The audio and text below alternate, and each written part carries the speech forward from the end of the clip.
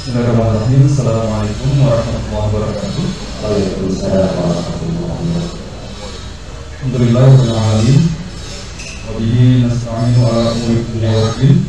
Wassallallahu ala sayyidina Muhammadin wa ala alihi wa sahbihi ajma'in.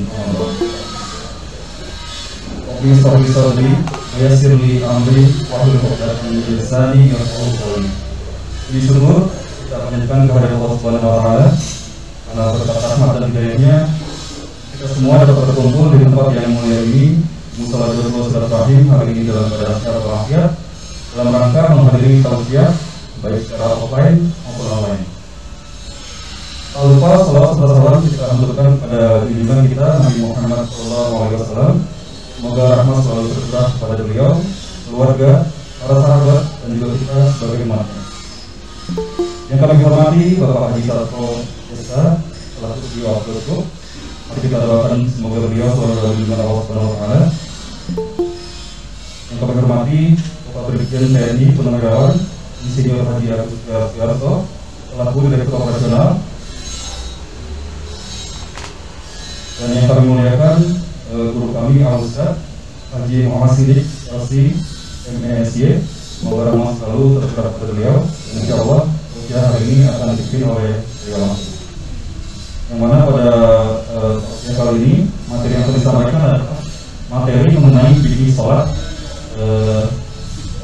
sesi pertama. Betul pada silakan kita dapat mulai. Assalamualaikum warahmatullahi wabarakatuh. Bismillahirrahmanirrahim. Alhamdulillahirabbil alamin. Wassalatu wassalamu ala asyrafil anbiya'i wal mursalin sayyidina wa nabiyyina wa qurrati a'yunina wa maulana Muhammadin wa ala alihi wa sahbihi ajma'in. Rabbi shrah li sadri wa yassir li amri wahlul 'uqdatam min lisani yafqahu qawli.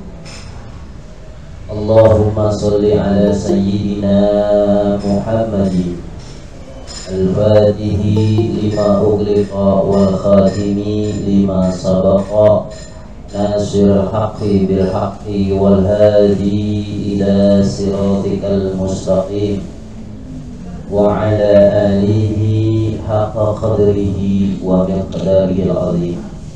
Amma ba'du, yang sama-sama kita hormati CEO kita Bapak Haji Sastro SH, yang sama-sama kita hormati Bapak Brigjen Insinyur Agus Sugiarto beserta seluruh direksi yang tidak bisa saya sebutkan satu persatu tanpa mengurangi rasa hormat saya kepada semuanya. Kepada jajaran manajemen, staf, dan seluruh keluarga besar PT Absolute Group yang dimuliakan Allah Subhanahu wa taala. Pertama-tama di sore hari yang indah ini selalu tiada bosan-bosannya kita bersyukur kepada Allah Subhanahu wa taala, karena Allah memberikan nikmat yang begitu luar biasa. Selain nikmat iman Islam, nikmat kita diberikan waktu hakikatnya oleh Allah untuk belajar ilmu agama pada sore hari ini. Karena berapa banyak orang yang tidak belajar ngaji seperti ini. Jadi kita termasuk pilihan Allah untuk diberikan pemahaman ilmu agama agar kita beribadah kepada Allah bisa lebih baik lagi daripada sebelumnya. Salawat beserta salam kita sampaikan juga kepada junjungan alam Nabi besar Muhammad sallallahu alaihi wasallam, juga kepada keluarganya dan para sahabatnya yang mulia.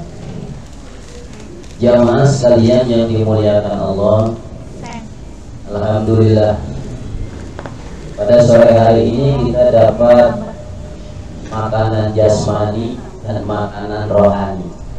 Ya, udah dapat ilmu, dapat snack juga, masya Allah. Ini hakikatnya dari Allah. Orang ngaji dapat snack.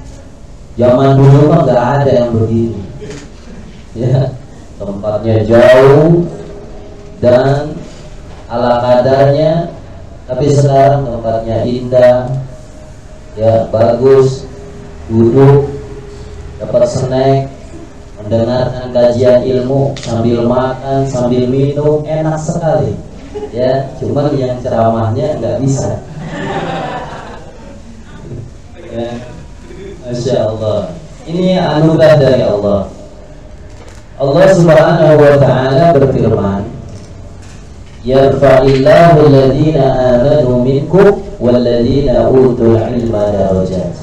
Al-ayat, yang artinya Allah tinggikan derajat kemuliaan orang-orang yang beriman dan yang berilmu beberapa derajat di antara yang lain. Jadi derajat kemuliaan orang beriman dan berilmu itu punya level lebih tinggi dibanding yang lain. Maka kita harus senang adanya pengajian seperti ini, karena Allah akan mengangkat derajat kita di level yang lebih tinggi daripada keumuman. Bahkan orang yang gemar mengaji, khususnya mengaji ilmu agama, itu secara tidak langsung orang tersebut sedang mencari jalan menuju surganya Allah Subhanahu wa Ta'ala. Mudah-mudahan kita cari jalan dapat dengan taklim pengajian, kita masuk surga dengan berkahnya pengajian seperti ini. Amin ya Rabbal. Nabi bersabda, man salaka tariqan yaltamisu fihi ilman sahhalallahu lahu tariqan ilal jannah. Yang artinya, barang siapa orang yang mencari jalan menuju ilmu, maka Allah mudahkan orang tersebut jalan menuju surga. Jadi kita mencari jalan menuntut ilmu seperti ini, itu sama aja kita lagi cari jalan menuju surga. Mudah-mudahan kumpulnya kita pada sore hari ini juga bukan hanya sekadar di dunia, kumpul juga kita nanti di dalam surganya Allah Subhanahu wa Ta'ala. Jamaah sekalian yang dimuliakan Allah, pada sore hari yang penuh berkah ini, insyaallah al-fakir saya akan membahas tentang fikih sholat. Ada tambahan sesi pertama, karena ada sesi-sesi yang lain. Karena pembahasan sholat ini gak cukup satu pertemuan. Udah misalnya 30 menit ya, atau 20 menit, lalu pertanyaan, masih banyak materi-materi yang lain. Jadi ini baru sebagian saja ya. Jamaah sekalian yang dimuliakan Allah, tentang sholat ya, Nabi kita Muhammad SAW bersabda, bunyal Islam ala khamsin. Islam ini dibangun atas 5 pondasi. Agama Islam ini dibangun atas 5 pondasi. Ya, kalau nggak ada pondasi, bangunan rubuh. Atau salah satu pondasinya nggak kuat, hancur, nggak jadi itu bangunan. Maka bangunan Islam itu terbangun berdiri atas 5 pondasi, kata Nabi. Bunyal Islam ala khamsin. Syahadati an la ilaha illallah, yang pertama adalah persaksian, keyakinan kita bahwa tidak ada Tuhan selain Allah. Ini harus diyakini seyakin-yakinnya. Wa anna Muhammadan Rasulullah, dan bahwa Muhammad utusan Allah. Ini namanya syahadatain, atau 2 kalimat syahadat. Jadi syahadatnya ada dua. Makanya disebut 2 kalimat syahadat. Yang pertama Syahadatul ula, syahadat pertama, syahadatul ilahiyah, syahadat ketuhanan. Asyhadu an la ilaha illallah, aku bersaksi atau aku meyakini bahwa tidak ada Tuhan selain Allah. Ini tauhid. Kalau sudah bersyahadat seperti itu, kita nggak boleh menganggap ada Tuhan selain Allah. Tapi realitasnya banyak nggak orang menganggap Tuhan selain Allah? Banyak. Ya, yang musyrik, bahkan menyebutkan Allah bukan saja maaf sesuatu yang dianggap Tuhannya itu sesuatu yang jelas-jelas Tuhan, tapi kadang-kadang maaf waktu jadi Tuhan, duit materi jadi Tuhan, betul ya? Jabatan jadi Tuhan, percintaan jadi Tuhan. Coba datangnya kita mau sholat isya, tahu-tahu maaf si dia yang pergi jauh, pilih mana kira-kira? Sholat panggilan Allah apa panggilan si dia? Ya, harusnya ayam beb, yuk sholat dulu, jalan jamaah aja yuk. Habis itu silakan, tapi nggak boleh juga. Ya, artinya kita panggilan Allah dinomorsatukan dibanding panggilan-panggilannya lain. Itu yang pertama, syahadat ilahiyah. Yang kedua, wa asyhadu anna Muhammadan Rasulullah. Yang kedua adalah persaksian, keyakinan kita bahwa Muhammad utusan Allah. Ya, harus yakin bahwa Muhammad utusan Allah. Ini namanya syahadat nabawiyah, syahadat kenabian, persaksian kita bahwa Muhammad adalah nabinya Allah Subhanahu wa ta'ala. Yang pertama, Islam itu dulu urutan pertama. Orang kalau Islam harus syahadat itu, ya. Lagi yang non muslim masuk Islam syahadat dulu. Asyhadu an la ilaha illallah wa asyhadu anna Muhammadar Rasulullah. Harus yakin, aku meyakini tidak ada Tuhan selain Allah, dan aku meyakini bahwa Muhammad utusan Allah. Sudah, cakep ini. Yang pertama. Yang kedua, wa iqamis shalah. Islam dibangun yang pertama adalah dua kalimat syahadat, yang kedua mendirikan sholat. Ngaku Islam tapi dia nggak sholat, maka keislamannya runtuh, keislamannya hancur, karena ada fondasi yang tidak dilakukannya, yaitu sholat. Nah, nanti kita akan bahas ini, tapi kita lanjutkan hadisnya dulu. Yang ketiga, fondasi Islam adalah wa itaiz zakah, dan membayar zakat. Ya, kalau kita mendapatkan rezeki dari Allah di bulan Ramadan, maka ada kewajiban bayar zakat bagi yang mampu. Pak Ustaz, saya Islam tapi saya mau bayar zakat, saya nggak punya duit, buat makan aja susah. Berarti bukan membayar kewajibannya, tapi menerima. Jadi kalau ada rezeki dia yang membayar, namanya muzaki. Orang yang membayar zakat itu muzaki. Kalau dia tidak bisa derajat sebagai muzaki, maka dia pindah posisi sebagai mustahik, orang yang menerima zakat. Ya, maka zaman sekarang saya perhatikan ini dua kondisi, dua tipe ini berbalik. Ada orang maaf, orang miskin, orang nggak mampu, tapi tetap kalau saya walaupun nggak mampu, saya pengen tetap bayar zakat. Ada nggak begitu? Ada. Salut saya, orang maaf makan aja nggak susah, tapi saya nggak mau nggak zakat Ustaz, saya bayar. Tapi sebaliknya ada orang yang maaf kaya, Allah lebihkan rezekinya, tapi nggak mau bayar zakat. Ya, nauzubillah. Jadi fondasi Islam yang ketiga adalah membayar zakat. Yang keempat, wal haji, yaitu pergi haji ke Baitullah. Ya, itu fondasi Islam. Yang kelima, wasaumi Ramadan, dan puasa bulan Ramadan. Hadisnya memang seperti itu. Rawahu Bukhari, hadis ini diriwayatkan Imam Bukhari sahih. Ya, kalau diurutkan hajinya terakhir ya. Tapi kalau dalam hadis itu haji yang keempat, nggak masalah, yang penting jumlahnya lima. Kalau diurutkan, pertama rukun Islam adalah syahadatain, membaca dua kalimat syahadat. Asyhadu an la ilaha illallah wa asyhadu anna Muhammadar Rasulullah. Dua, mendirikan sholat. Tiga, puasa Ramadan. Empat, membayar zakat. Lima, pergi haji ke Baitullah bagi yang mampu. Nah, di situ ada bagi yang mampu. Kalau dihilangkan bagi yang mampu, wah bahaya. Betul kan?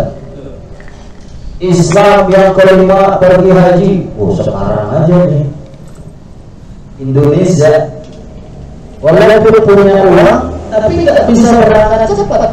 DKI Jakarta aja 53 tahun nunggunya.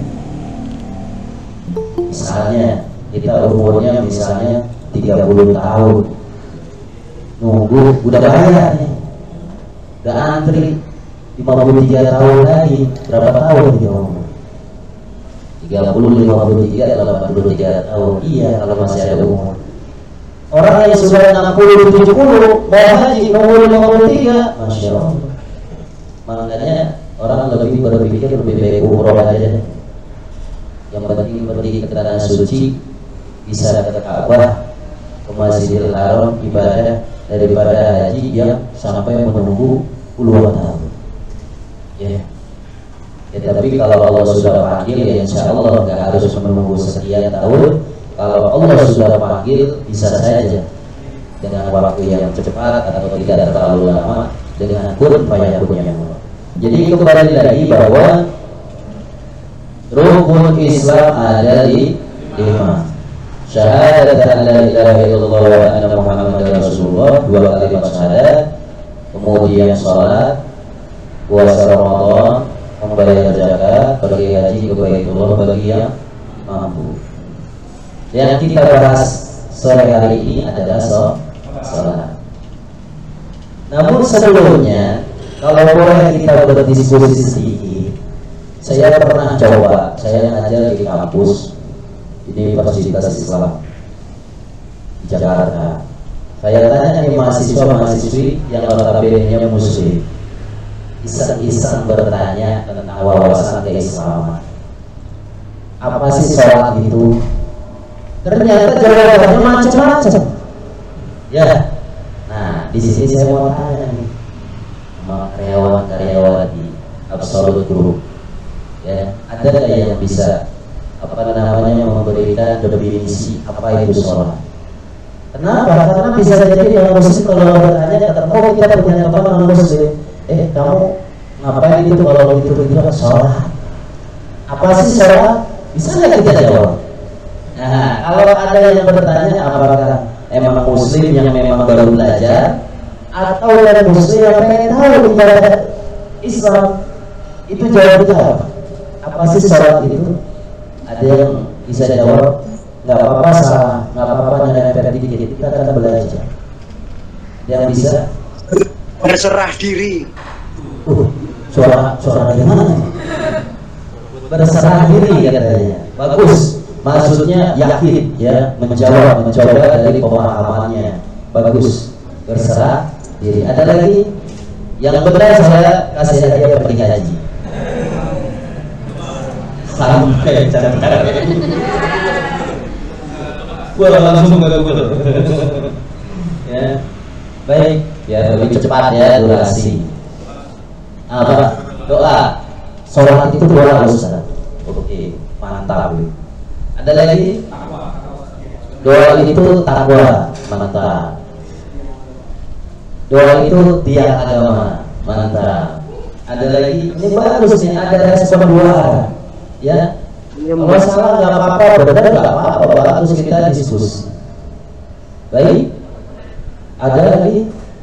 Awalnya mau komentar ya, yang online ada tadi ya, berserah diri.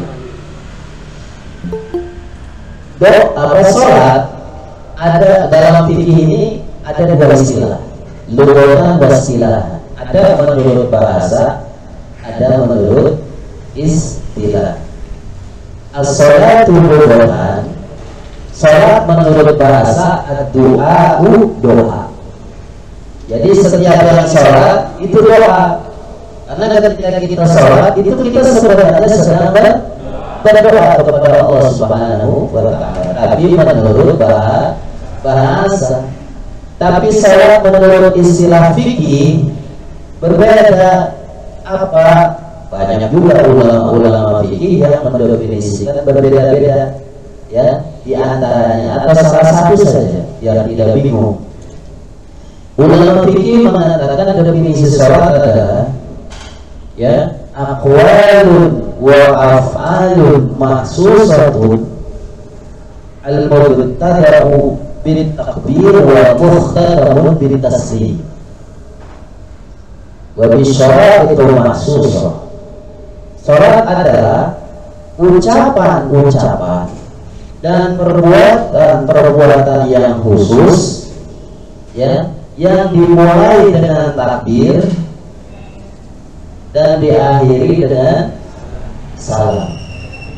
Itu definisi wasyara'itul mahsusah, dan dengan syarat-syarat yang khusus. Itu definisi sholat. Sekali lagi, menurut ulama fikih, sholat adalah aqwalun wa af'alun mahsusatun al-mubtada'u bil takbir wal mukhtatamu bil taslim bi syara'itu mahsusah. Ucapan-ucapan dan perbuatan-perbuatan yang khusus yang dimulai dengan takbir dan diakhiri dengan salam, dengan syarat-syarat yang khusus. Itu definisi sholat. Walaupun banyak definisi ulama lain, tapi itu salah satunya. Jadi sholat itu ucapan-ucapan khusus, ada perbuatan-perbuatan khusus, gerakan khusus yang dimulai dengan Allahu Akbar, takbir, Allahu Akbar. Itu masuk sholat ketika Allahu Akbar. Mulai sholat itu di situ dan diakhiri dengan salam. Tapi salam yang pertama, Assalamualaikum warahmatullahi. Yang kedua sunnah, Assalamualaikum warahmatullahi. Kalau salam pertama lalu nggak salam kedua, nggak apa-apa. Selesai salat di salam yang pertama. Kalau kita lihat, wah ada imam atau Assalamualaikum warahmatullahi, udah aja. Jangan kita buru-buru menjas. Ya, salam kedua kagak ada dia. Karena mungkin biasanya salamnya dua kan.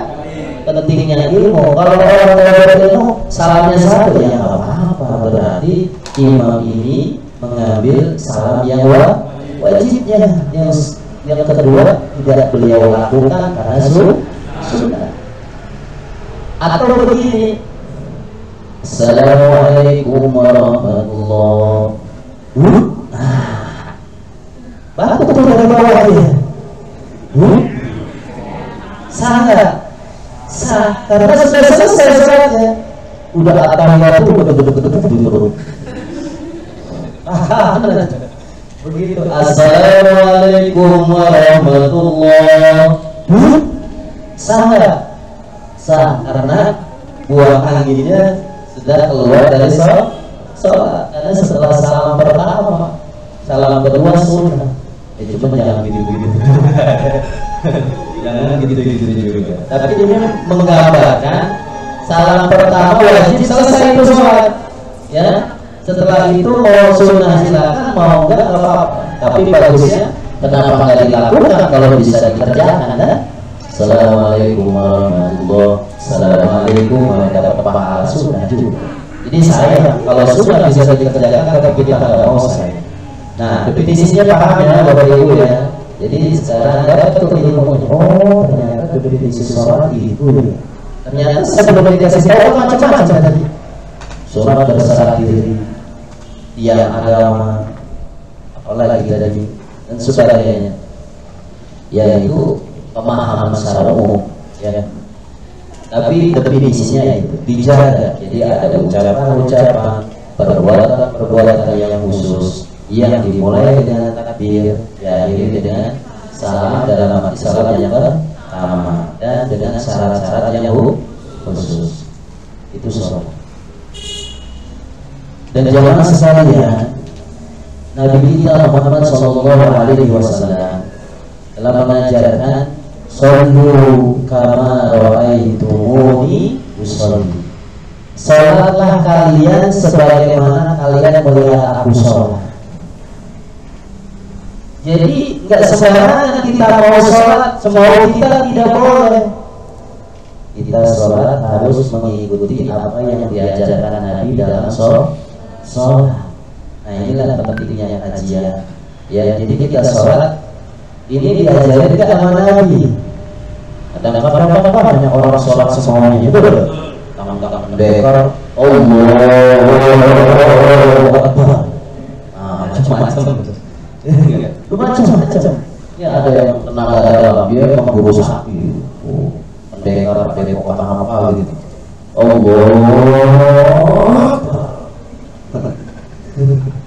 Banyak ya. Jadi kita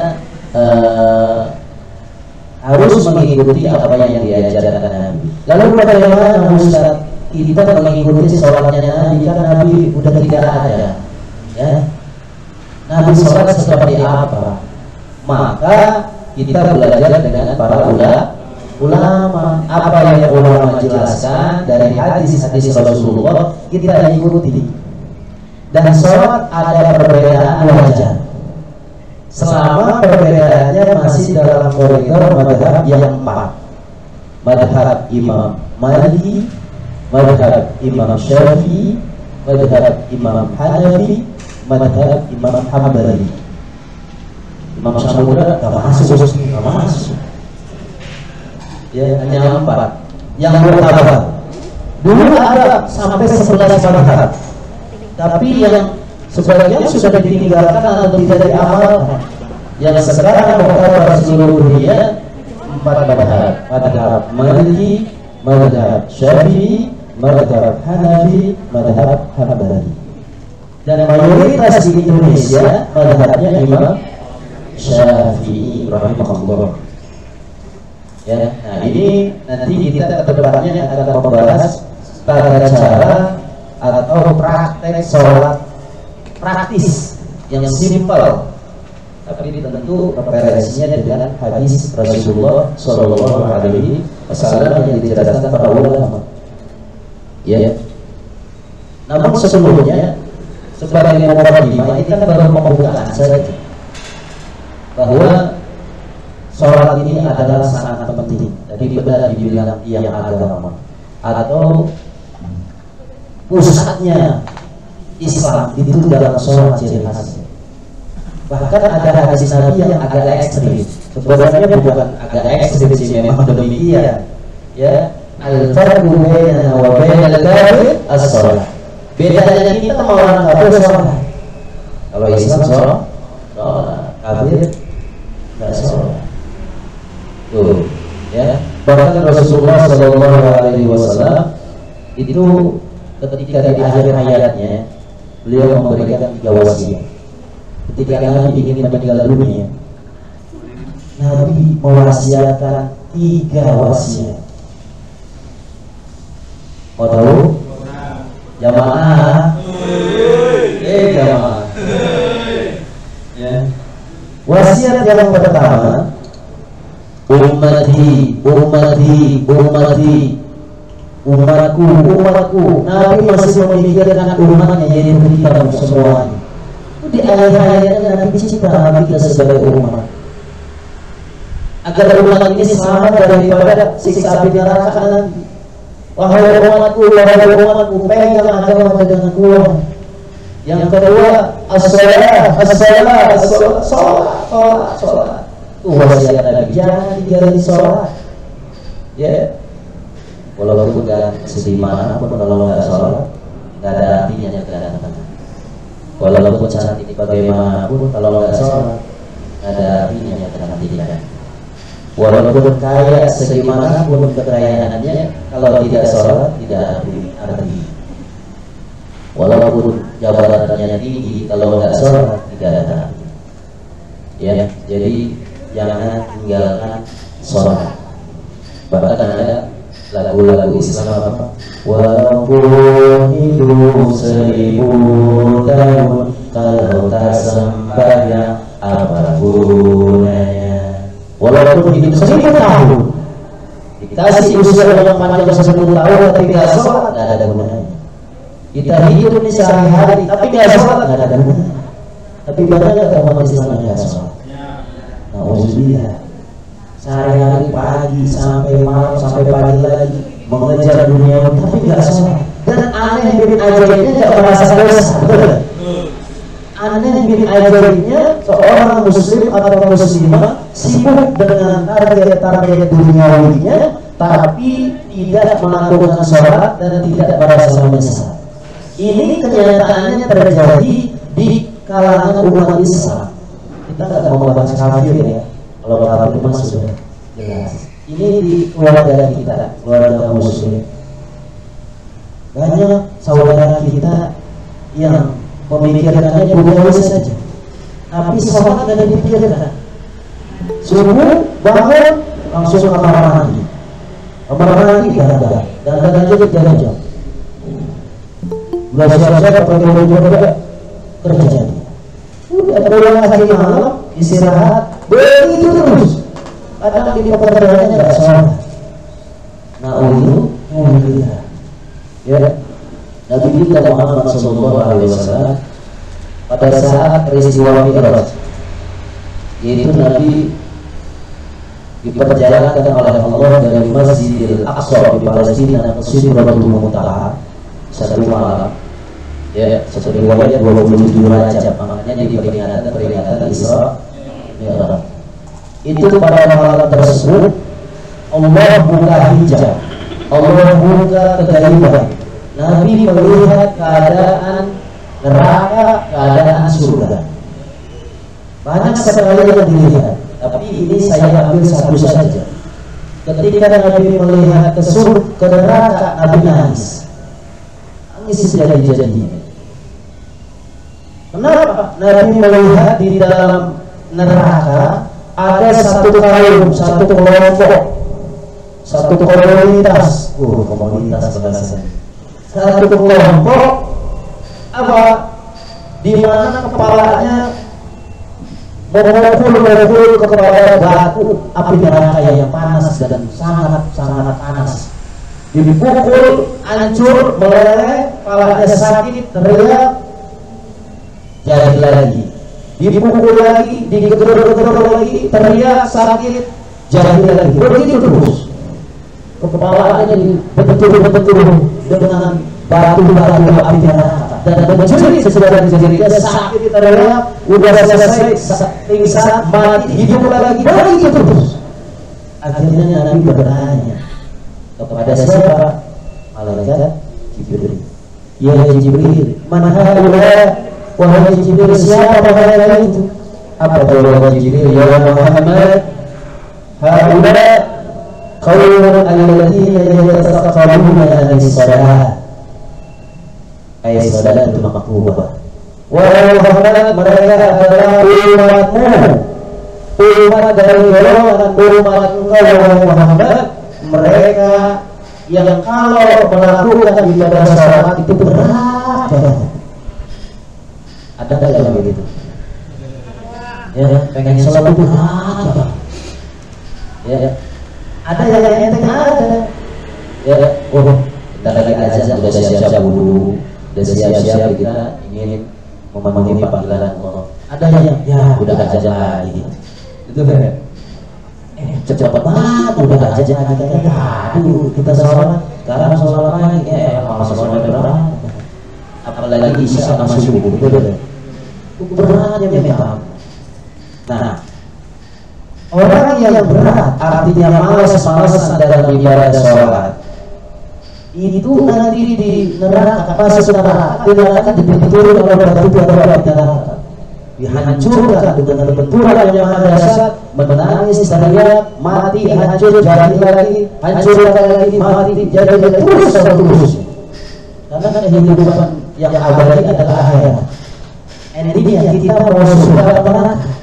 Kalau di dunia kalau ibaratnya kita umur yang sekarang katakan 100 tahun di sana, ya, paling lama 100 tahun walaupun jarang. Itu di dunia, tapi di akhirat apakah saudara selamanya? Selamanya. Makanya apa? La aisha illa aisha al-akhirah. Tidak ada kehidupan kecuali kehidupan di akhirat. Itu orang beriman. Kehidupan yang sesungguhnya adalah orang beriman adalah di akhirat. Di dunia ini hanya sementara. Maka gunakan waktu yang sementara ini untuk taat kepada Allah.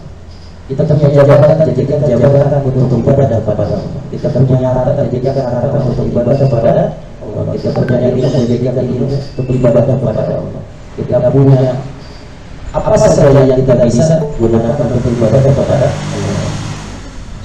Nah, gambarannya yang malas aja untuk sholat itu begitu, apalagi yang ninggalin sholat. Di dalam surat Al-Mudaththir, ya, masalahkum fi saqar, ada di Al-Qur'an.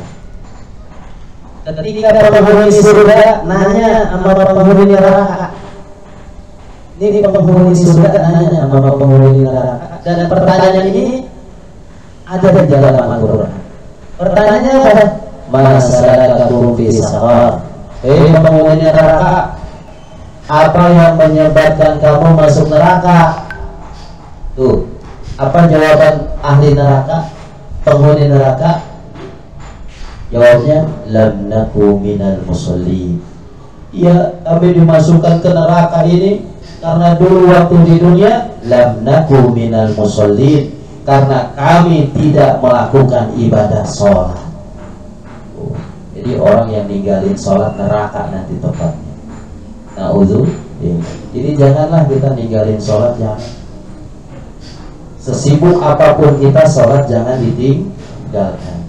Yang pertama, walam naku nut'imul miskin. Yang kedua, yang dimasukkan ke neraka kata penghuni neraka, walam naku nut'imul miskin. Kami waktu di dunia kami nggak suka ngasih makan sama orang miskin, ngasih sedekah, ngasih makanan. Tuh, hati-hati. Makanya bahaya. Misalnya apa? Tidaklah dikatakan orang beriman yang kita makan perut kenyang, tapi di tetangga kita perutnya kelaparan. Hati-hati. Kalau kita banyak rezeki, kita boleh makan banyak, kita kenyang, alhamdulillah. Lihat tetangga kita udah makan belum? Tetangga kita ini jangan-jangan kelaparan. Makanya salah satu sifat-sifat para sahabat Nabi itu selalu memikirkan tetangganya. Beda sama kita mah ya. Beda sama kita. Suami istri, lagi mau makan, baru mau ngomong pertama, tok tok tok tok tok tok. Umpetin, ada orang. Betul nggak? Datang, assalamualaikum, waalaikumsalam. Diajak ngobrol ada apa? Sesuai keperluannya, tutup lagi, makan lagi. Jadi ajak itu tamu.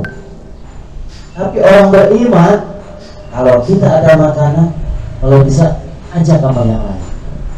Ya, ada kisah seorang sahabat ketika dapat makanan, sahabatnya berpikir, wahai istriku, wahai anakku, alhamdulillah ini kita dapat makanan.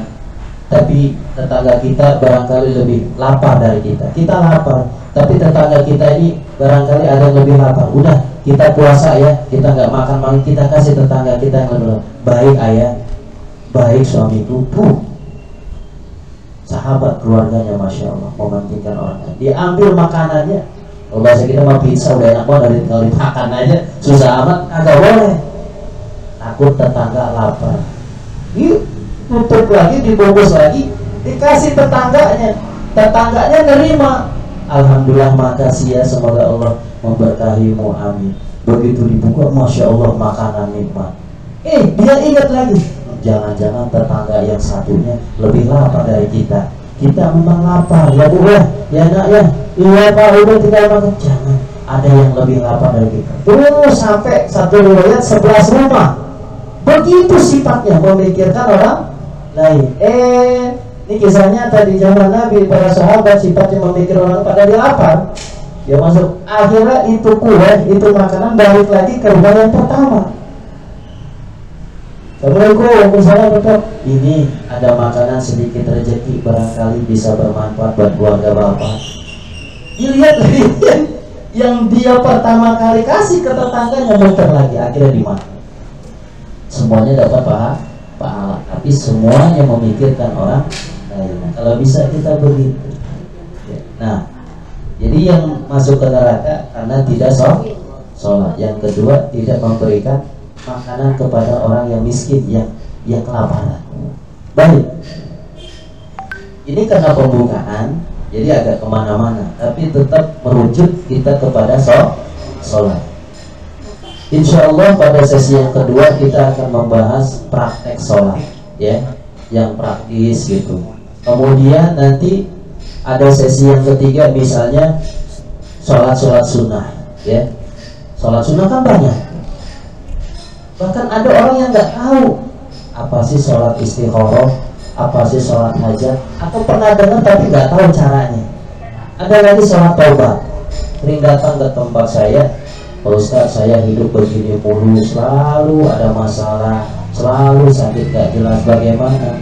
Ibu udah pernah sholat taubat, Bu? Emang ada sholat taubat, Pak Ustaz? Nah, ada yang nggak tahu sholat taubat, berarti nggak pernah menjalankan. Tahunya saja baru. Nah, jangan sampai kita umat Islam itu tentang sholat ini nggak tahu. Minimal yang wajib ya. Nah, setelah yang wajib nanti kita pelajari di sesi kedua, praktek lah. Ya, praktek tentunya dengan teori dulu, ada hadis-hadisnya sebagai penguat. Mungkin nanti sekarang kita kupas sedikit, tapi pada sesi yang kedua nanti minggu depan baru kita full praktek dan dengan dalil-dalil yang kuat. Dan yang saya sampaikan ini adalah sholat versi madhab Syafi'i, ya, Imam Syafi'i. Barangkali di antara jamaah sekalian ada yang bermadhab lain, misalnya saya mau madhab Maliki, Pak Ustaz, agak beda, nggak apa-apa, selama masih dalam 4 madhab. Saya mah madhabnya Hambali, Pak Ustaz, silakan. Tidak boleh kita fanatik terhadap satu madhab itu, tapi harus dalam yang 4. Kalau keluar daripada yang 4 madhab ini baru tidak boleh, ya. Aduh Pak Ustaz, jangankan ngomong madhab, apa itu madhab, saya juga nggak ngerti, betul ya? Kalau nggak ngerti, kalau belum paham, ya sudah ikutin saja, ya. Karena mayoritas kita madhab Imam Syafi'i, maka ikuti dengan madhab Imam Syafi'i dengan belajar seperti ini, ya. Tentunya jangan sampai kita melakukan amal ibadah tanpa ilmunya. Kita sholat tapi nggak tahu ilmu sholat, ini bahaya. Nah, ini kesempatan nanti insya Allah kita praktek sholat dengan kajian ilmu sholat. Atau jangan-jangan selama ini sholat kita ya nggak tahu gimana, ya. Contoh, ini saya masuk dikit saja, ya, karena kalau dibahas memang harus full. Insya Allah besok pertemuan selanjutnya dalam fikih langsung kita nggak bahas yang lain, langsung praktek dengan didasarkan dalil-dalil yang kuat, sehingga mengamalkannya juga dengan yakin karena ada referensi yang kuat dalam fikihnya. Pertama, contohnya saya masuk dikit saja. Ketika kita sholat, dan kemarin pun sudah ada yang bertanya ke saya secara empat mata, ya, makanya kita bahas di sini. Madhab Imam Syafi'i, ya, ketika kita mau sholat, pertama itu niat. Dalam sebuah hadis dikatakan innamal a'malu binniyat, segala sesuatu tergantung niat. Nah, niat tempatnya di dalam hati. Kalau ulama Ahlussunnah wal Jamaah Imam Syafi'i itu ditalafutkan, diucapkan, ya. Usolli fardhu subhi raka'ataini mustaqbilal kiblati adaan lillahi ta'ala. Pernah nggak begitu belajar? Ya. Yang paling penting 4 takyinnya. Usolli harus ada. Arti usolli saya niat sholat. Fardhu itu kewajiban. Karena ada fardu ada sunnah. Sholli fardhu duhri. Kalau duha usolli sunnat duha, ya. Harusnya jelas wajib, fardu atau yang sunnah. Contohnya fardu, sholli fardu. Sholat aku niat sholat fardu. Fardu apa? Harus jelas. Duhri, subhi, maghribi, isya, gitu ya. Usolli fardu duhri misalnya. Ada 3, usolli fardu duhri. Ini yang wajib. Ada 3 dalam mazhab Imam Syafi'i. Usolli fardu duhri, usolli fardu subhi, usolli fardu maghribi. Itu harus. Adapun misalnya mustaqbilal kiblati nggak wajib, nggak pakai juga nggak apa-apa, ya. Sholli fardhu duhri arba'a raka'atin mustaqbilal kiblati, ya. Nah, adaan itu harus lillahi ta'ala. Makmuman imaman boleh nggak dibaca kalau sendirian. Kalau sebagai makmum ya harus ucapkan makmuman, itu bagus, menandakan kita sebagai pengikut. Kalau kita jadi imam, ya imaman. Sholli fardhu dzuhri arba'a raka'atin mustaqbilal kiblati imaman lillahi ta'ala. Allahu akbar. Tapi itu tidak wajib semuanya juga. Yang wajib niat itu di dalam hati. Kapan? Allah, ketika takbir Allah baru niat. Pakai bahasa Arab boleh, pakai bahasa Indonesia boleh, bahasa daerah boleh. Misalnya, kenapa agak panjang? Allah, padahal itu lagi Allah, itu lagi niat. Allah sholli fardhu duhri arba'a mustaqbilal imam Allahu akbar. Allah niat, Allahu akbar. Pada saat Allah niat di dalam hati. Kalau pengucapan itu ulama dulu kita mengajar ucapkan dalam lisan supaya masuk ke dalam hatinya lebih gampang. Tapi niat yang sesungguhnya di dalam hati. Kalau ngucap tapi hatinya nggak niat, nggak sah juga. Nah, di sini pentingnya. Karena an-niyatu mahalluha bil qalbi, niat itu tempatnya di dalam hati, bukan di lisan. Tapi ulama mengajarkan ucapkan supaya kalau kita mengucapkan jatuh ke dalam hatinya lebih mantap. Ya. Allah niatkan.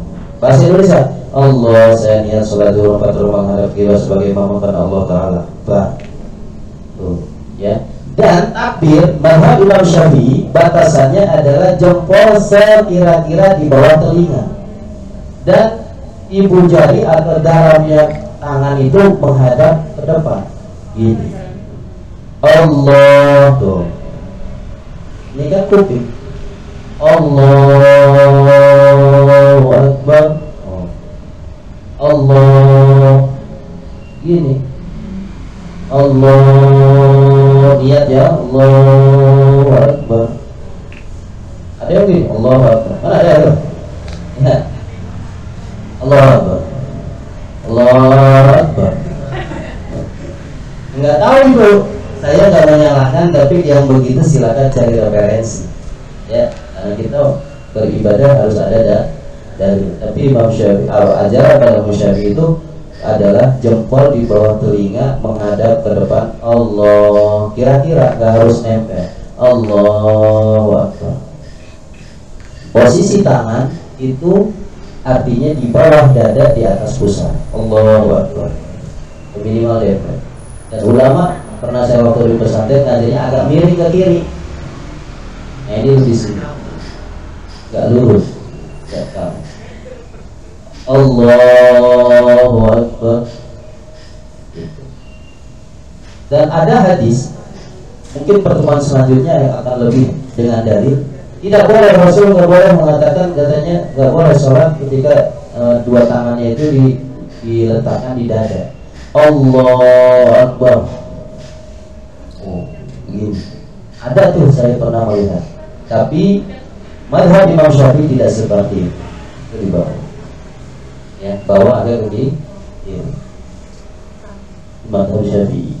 Nanti ada dalil-dalilnya insya Allah pertemuan selanjutnya. Jadi kalau begini mungkin ada yang lain, ya mazhab yang lain atau entah dari mana. Kita harus memaklumi sekali lagi kalau jawaban saya agak berbeda, ini selama perbedaannya masih dalam mazhab boleh.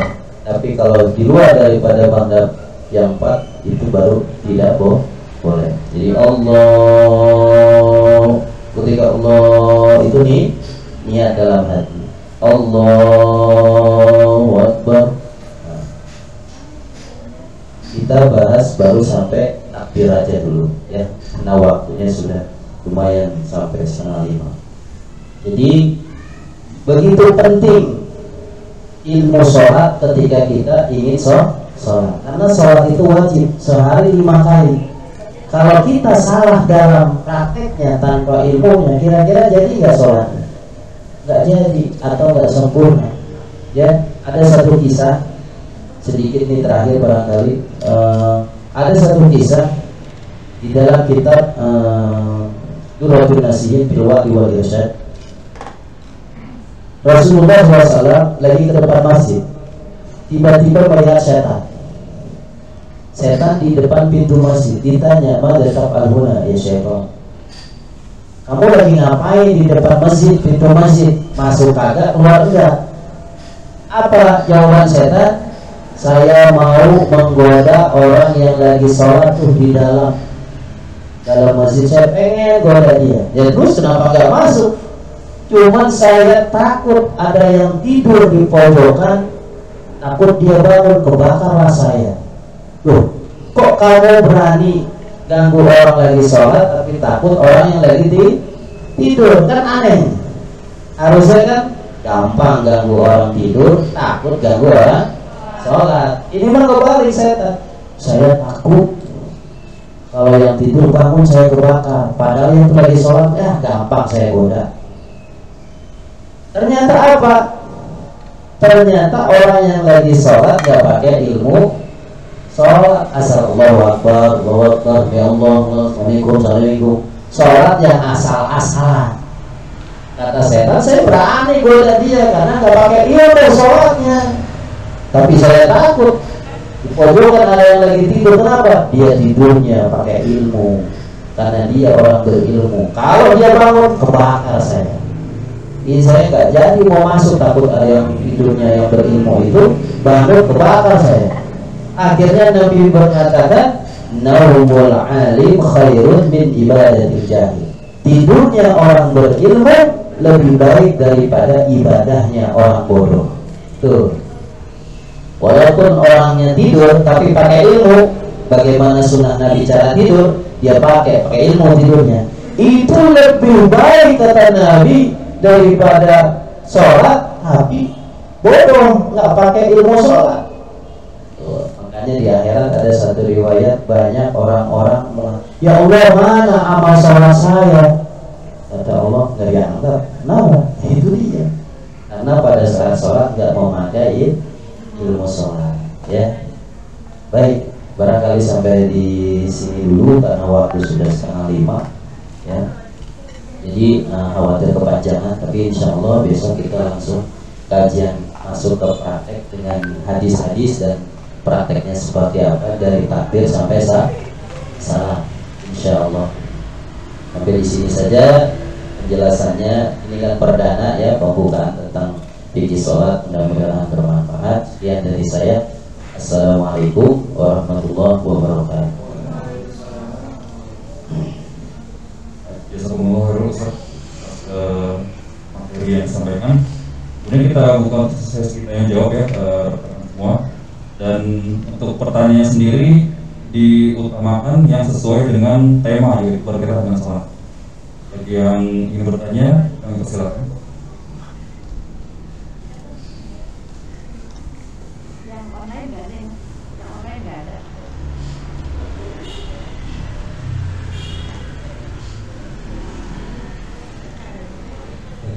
Waalaikumsalam. Waalaikumsalam warahmatullahi wabarakatuh. izin bertanya berkaitan dengan sholat. Mungkin ini kalau misalkan kita melaksanakan sholat di rumah, Ustaz, jadi sedang tidak berjamaah ke masjid. Nah, pada saat kita melaksanakan sholat di rumah, untuk saya pribadi kan saya sudah punya anak, Ustaz. Nah, tiba-tiba pada saat saya sedang misalkan contoh tahiyat pertama, itu anak saya tiba-tiba geblok ke saya, punggung saya. Gitu. Nah, Anak ya, bukan istri ya. bukan.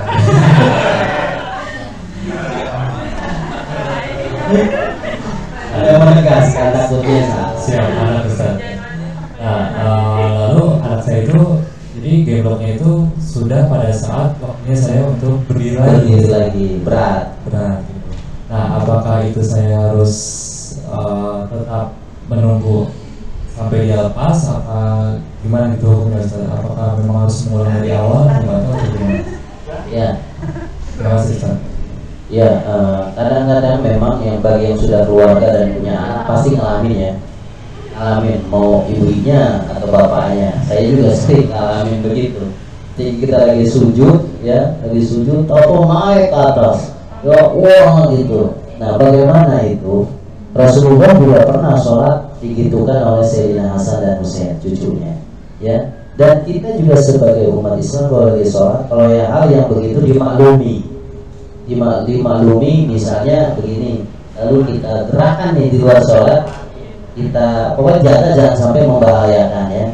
Kita tarik bawah, kita sholat lagi, pokoknya bagaimana kondisional lah, ya. Kita amankan, kita naik. Atau Ustaz nggak bisa gerak agak lama, nggak apa-apa, tunggu sampai dia bergerak sehingga kita bisa naik. Ustaz kalau sampai lama nggak bisa gerak-gerak gimana? Ya ada usaha bagaimana supaya bisa naik. Ini kita mau apakan juga, artinya mencari solusi pada saat itu karena ada godaan atau gangguan seperti itu boleh. Ya, karena sudah ada yang begitu, ya ada yang ditahan yang kita ini, tapi kita nggak boleh ngomong, nggak boleh. Kita lagi sholat, berat ini bapak ini, berat, ini ya ampun, nah itu batal. Jadi tapi gerakan yang secukupnya untuk supaya kita bisa diri dan beliau selamat, artinya nggak membahayakan diri lainnya, itu masih dibolehkan. Bahkan ada yang sholat pegang bayi atau anak kecil, ya. Selama itu tidak merusak dari gerakan sholat. Ada gerakan-gerakan yang agak banyak tapi itu ada kondisi yang harus seperti itu, masih dibolehkan. Bahkan ada satu riwayat dalam ilmu kajian fikih, kita lagi sholat, ya, tahu-tahu ada yang meleduk di dapur atau di situ ada api. Apakah kita tetap lanjut sholat atau matiin api dulu? Ya, boleh. Ada satu riwayat Allahu Akbar, wah api di situ, langsung kita banjir pakai air misalnya lagi sholat, tapi jangan ngomong, ya, pakai air atau pakai tutup dan semuanya aman, dan apinya nggak membesar, sholat lagi boleh. Atau kita lagi sholat di tingkat di rumah lantai 2, Allahu Akbar, itu tangga, anak itu udah mau sono. Allah dalam ya lewat ya Allah Akbar, nggak bisa lama sedikit udah lewat kita, udah ambil dulu, tapi jangan ngomong, ih bandel di sini dulu kali sholat, nah batal ya. Tapi kalau gerakan yang memang seperlunya ya baru. Jadi ada gerakan-gerakan yang pengecualian, ya, kayak anak kecil itu sering ya, orang yang punya anak kecil pasti suka ngalamin begitu tuh, suka diganggu anak. Tapi boleh kita melakukan gerakan-gerakan lebih, tapi di situ tidak kita berbicara. Tapi kalau ragu ya ulangi lagi aja. Ya, kalau memang ragu dan sehingga banyak gerakan yang sehingga keluar dari aturan sholat, ya kita ulang lagi. Itu lebih afdol kalau ada keraguan seperti itu. Tapi kalau gerakan sedikit hanya itu saja itu masih dibolehkan karena ada ruang. Ya. Terima kasih Ustaz. Ya, sama-sama.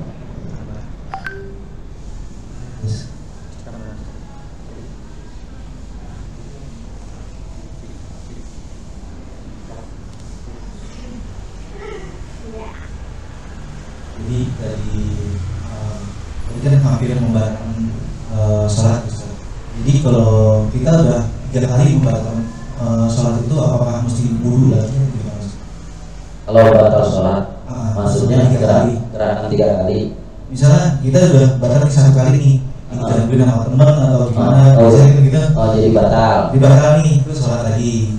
Terus dibatalin lagi sama teman ya, bagaimana? Digoda ini. Digoda itu berkali. Dikit batal, dikit batal. Kok batal memang itu? Itu apakah wudunya batal atau gimana? Enggak. Kalau wudunya batal apa enggak, kita harus tahu yang membatalkan wudu. Enggak ada yang membatalkan wudu dikerjain teman, enggak ada. Ya, jadi wudunya enggak batal. Cuman nih dosa besar yang iseng itu tadi, maksudnya yang udah balik ya, udah dewasa. Kalau masih kecil itu dimaklumi. Kalau anak kecil itu enggak dosa. Tapi kalau udah dewasa yang ngerjain orang sholat itu dosa. Nah, bagaimana bagi kita yang lagi sholat? Ya Allah kelitikin lagi, batal kan? Nah, ya sholat lagi. Allah dikelitikin lagi, batal. 3 ambil aja bolong. Bercanda. Artinya ketika itu berkali-kali, pertama yang menggoda itu dosa besar karena mengganggu orang sedang ibadah kepada Allah. Yang kedua, pertanyaan tadi apakah batal? Tidak batal selama tidak melakukan yang membatalkan wudu. Yang membatalkan wudu diantaranya makan, ya, keluar dari 2 lubang, ya, batuk dari bawah, belakang, atau dari depan. Ada yang keluar batal, ya. Nah, nanti ada pembahasan lebih dalam lagi yang membatalkan sholat. Salah satunya adalah misalnya buang angin. Buang angin ada macam-macam, ada yang bersuara, ada yang tidak. Ya hanya bau aja atau ya sedikit. Itu nanti ada pembahasan yang membatalkan puasa apa saja. Ya. Nah, kalau tadi pertanyaannya apakah dikerjain orang, ya diseringin orang, dikelitikin, akhirnya sholatnya terganggu, keluar sholat sampai 3 kali, apakah batal? Orang itu dalam wudunya tidak batal, bisa lanjut sholat lagi. Cuman yang mengganggu ini dosa besar karena dia mengganggu orang yang sedang ibadah sholat kepada Allah. 1 kali gangguan aja dosa, disengaja. Ya, ada orang lagi sholat teman, Allahu Akbar pasang petasan 10. Nah, itu nggak boleh ya. Jadi nggak boleh kita mengganggu orang yang sedang sholat. Ya, dosa besar itu 1 kali, apalagi tadi gimana Ustaz kalau bonggolnya 3 kali itu dosanya berlipat ganda. Jadi kita nggak boleh mengganggu orang yang sedang ibadah kepada Allah Subhanahu wa Ta'ala.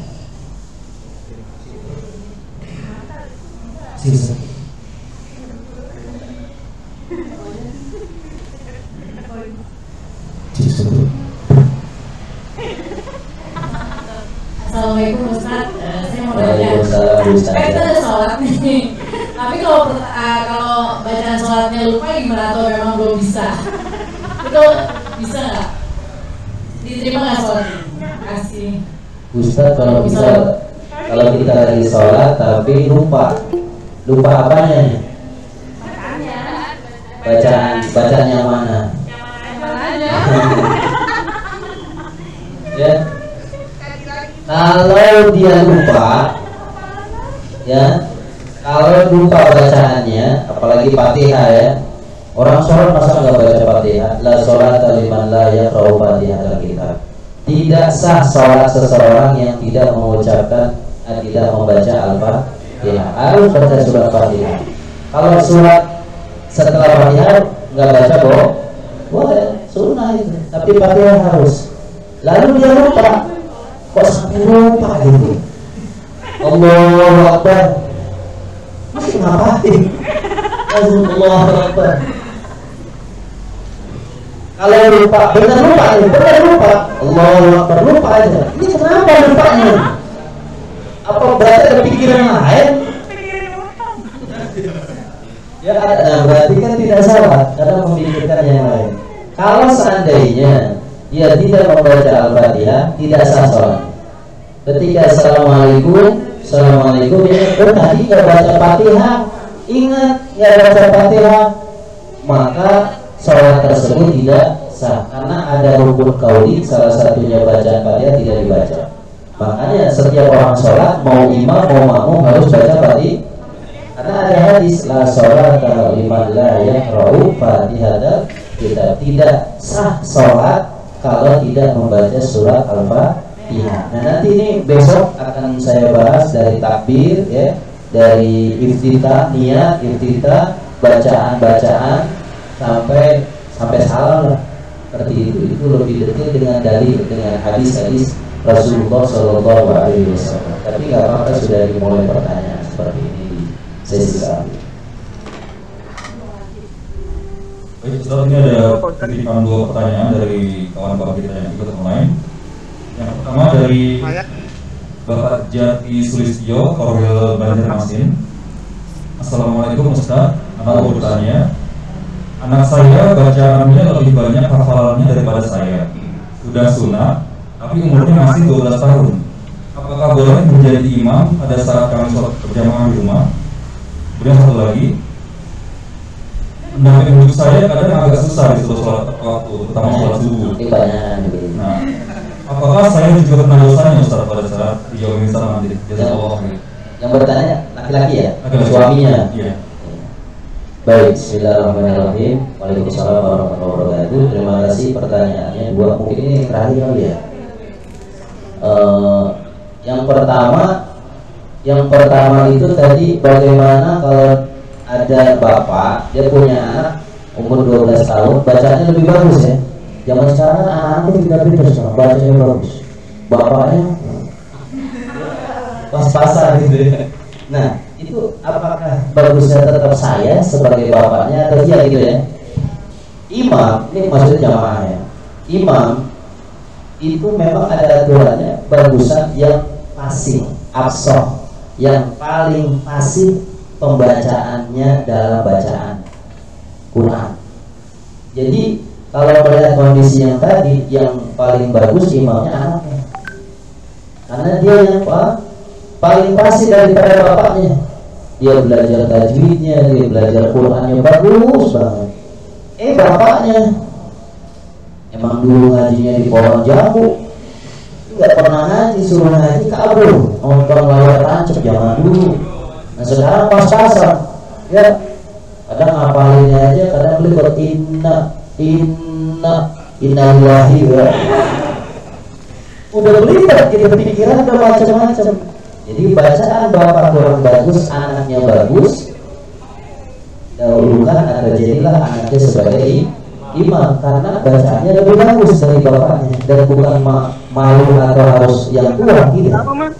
Kalau ada yang lebih muda, saya tua, ini muda, ini bagus bacaan, saya harus tahu diri, silakan jadi imam, saya jadi imam karena bacaannya lebih bagus. Tapi yang bagus ya bacaannya bagus, usianya lebih tua, itu bagus. Tapi mana saya lebih tua tapi bacaannya biasa atau kurang bagus, ini lebih muda tapi bacaannya lebih bagus, makanya diambil bacaan yang paling bagus. Kayak tadi kasusnya anaknya jadi imam karena bacaannya pasti, bapaknya berantakan atau pas-pasan ya itu. Kemudian dan itu juga bapaknya harus menjadi pelajaran, saya harus belajar itu, jangan udah begitu saja, harus terus belajar jadi lebih baik lagi. Kemudian yang kedua apa tadi? Pasangan. Iya, pasangannya disuruh sholat tepat waktu. Ustaz, nah dosa juga di yang saya seorang suami, pasangan saya, istri saya disuruh sholat atau gimana? Sholatnya susah. Tergantung. Pertama, kalau suaminya tidak mengajak, suaminya tidak berangkat dengan istri, ayo sholat, enggak boleh enggak sholat gini, pokoknya dia cara tapi kebaikan untuk sholat. Ya, dia udah berusaha, istrinya enggak sholat, maka suami enggak kena dosa. Kalau suaminya sudah maksimal ngajak istrinya sholat, karena sudah diusahakan, sudah maksimal diajak gimana pun tetap enggak mau. suaminya sudah putus dari kewajiban daripada mengajak istrinya sholat, karena sudah berusaha tapi tidak mau. Beda kalau kondisinya suaminya ya sholat dong, wah tar aja, ya udah deh nggak apa-apa, atau yang sholat dong, masih udah biarin aja, terserah lu aja, kamu saya nanti mah saya mah sholat, kamu udah bilang, tapi tidak ada usaha maksimal, hanya begitu saja, tetap kena dosa. Karena suami tanggung jawab istri dunia akhirat. Jadi istri gak sholat, suami sholat, suami kena dosa karena istri gak sholat. Kalau suaminya gak mengajak istrinya untuk sholat dengan ajakan yang maksimal. Makanya kalau istri gak sholat atau malah sholat, suaminya cerewet harus senang. Aku senang lu punya suami kalau gak sholat diingatin. Kalau aku nggak sholat atau belum sholat isya diingetin, nggak sholat belum ya. Bahagia rumah tangga kalau suaminya cerewet, ribut, ngomong terus tapi untuk agama. Tapi musibah bagi satu keluarga kalau suami nggak pernah ngomongin agama, apalagi nggak ngajak ke agama. Musibah. Gini, jangan suami aku mau baik banget. Kenapa? Aku nggak sholat dia diem aja. Alhamdulillah baik. Salah. Suami begitu salah. Oh iya, alhamdulillah, aku mah suaminya juga sama. Aku nggak sholat subuh, dia juga enggak. Aku nggak sholat subuh, sama dia juga. Waktu jalan-jalan ke puncak dari subuh sampai besok subuh, nggak sholat kita bareng-bareng. Sama sejodoh berarti. Nggak benar dua-duanya. Ya, makanya kita harus punya pasangan yang selalu mengingatkan kebaikan, khususnya sholat. Suami ini menjadi istri, suami nggak sholat atau belum sholat, kalau ingetin, ya yang udah sholat tuh jam 1 nih. Oh ya makasih. Atau tar aja nggak boleh ntar, harus sekarang. Ayo, kalau saya sama AA, iya, sama Neng sholat. Ya begitu. Jadi saling mengingatkan, mau suami atau istri. Rumah tangga yang pasangannya mengingatkan untuk sholat, itu rumah tangga yang bagus. Bukan saja mengingatkan tapi mengajak untuk sholat. Tapi rumah tangga kalau pasangan tidak saling mengingatkan dalam ibadah sholat, maka rumah tangga itu hancur, berantakan, tidak berkah, karena tidak menghidupkan apa yang diajarkan oleh Allah dan Rasulullah. Jadi dikit-dikit udah sholat dulu, anak-anak udah sholat dulu, itu bagus. Rewel tapi dalam sholat bagus. Yang diam jempe aja diam, tidak ada suara, mengingatkan sholat sama-sama senang, itu musibah. Keluarga yang hancur tidak berkah. Kenapa? Karena melanggar perintah Allah. Mereka satu keluarga tidak pada sholat, itu di neraka sekeluarga. Tapi kalau istri udah sholat, kamu mama belum, habis sholat yang dilamar Papa, saya mau udah tadi anak-anak kita udah ayo tanya, suruh senang, tuh bagus ya. Tapi musibah kalau udah biarin si Dewi mah, si A udah biarin, kamu mah biarin juga, jangan. Jadi ayo kita sama-sama saling mengingatkan untuk sholat. Terima kasih Kak. Mungkin bisa kita lakukan doa. Mungkin kebetulan hari ini salah satu rekan kita Pak Aus sedang berbahagia atas kelahiran putrinya. Jadi mungkin nanti bisa untuk doa. Baik Bapak Ibu sekalian, jemaah yang dimuliakan Allah Subhanahu wa taala, baik offline maupun online, mari kita berdoa kepada Allah, mudah-mudahan apa yang kita laksanakan pada sore hari ini menjadi ilmu yang bermanfaat, dan kita punya ilmu-ilmu jadi ilmunya juga bermanfaat dan ditambahkan ilmu-ilmu yang bermanfaat untuk dunia kita dan akhirat kita. Dan semoga putri Bapak Bowo yang sedang berbahagia pada hari ini, semoga panjang umur, sehat walafiat, dan senantiasa menjadi anak yang saleh-salehah, bakti kepada keluarga, kepada orang tua, kepada agama dan bangsa, dan menjadi hamba Allah yang taat kepada Allah Subhanahu wa taala. Ala hadhihi niyyah wa li kulli niyyatin salihah wa ila hadratin Nabi Muhammadin sallallahu alaihi wasallam. Al-Fatihah. أعوذ بالله من الشيطان الرجيم. بسم الله الرحمن الرحيم. الحمد لله رب العالمين الرحمن الرحيم مالك يوم الدين. إياك نعبد وإياك نستعين اهدنا الصراط المستقيم صراط الذين أنعمت عليهم غير المغضوب عليهم ولا الضالين. آمين آمين آمين. أستغفر الله العظيم أستغفر الله العظيم أستغفر الله العظيم. بسم الله الرحمن الرحيم. الحمد لله رب العالمين. اللهم صل على سيدنا محمد الفاتح لما أغلق والخاتم لما سبق ناصر الحق بالحق والهادي إلى صراطك المستقيم وعلى آله حق قدره ومقداره العظيم. اللهم يسر أمورنا أمور الدنيا والآخرة. اللهم اجعلنا من الصالحين. اللهم اجعلنا من التائبين. اللهم اجعلنا من الذاكرين. Ya Allah ya Arhamar Rahimin. Ya Allah, mudahkan segala urusan kami, baik urusan akhirat kami, urusan dunia kami, urusan agama kami, urusan dunia kami. Ya Allah, sehatkanlah badan kami, sembuhkanlah kami dari penyakit-penyakit lahir dan batin. Ya Allah, jadikanlah kami hamba-hamba-Mu yang saleh dan salehah. Jadikanlah kami hamba-hamba-Mu yang menerima pemahaman ilmu agama yang baik dan benar. Ya Allah, tunjukilah kami menuju jalan-Mu yang lurus. Ya Allah, Rabbana taqabbal minna innaka antas samiul alim wa tub alaina innaka antat tawwabur rahim. Rabbana atina fid dunya hasanah wa fil akhirati hasanah wa qina adzabannar. Wa sallallahu ala sayyidina Muhammadin wa ala alihi wa sahbihi ajma'in. Bi fadli subhana rabbika rabbil izzati amma yasifun wa salamun alal mursalin walhamdulillahi rabbil alamin. Alhamdulillah untuk sesi tausiah pada hari ini berjalan dengan lancar. Semoga apa yang tadi disampaikan oleh Ustaz dapat menambah iman dan takwa kepada Allah, menjadi ilmu yang bermanfaat untuk kita semua dan dapat yang akan dalam kehidupan sehari-hari.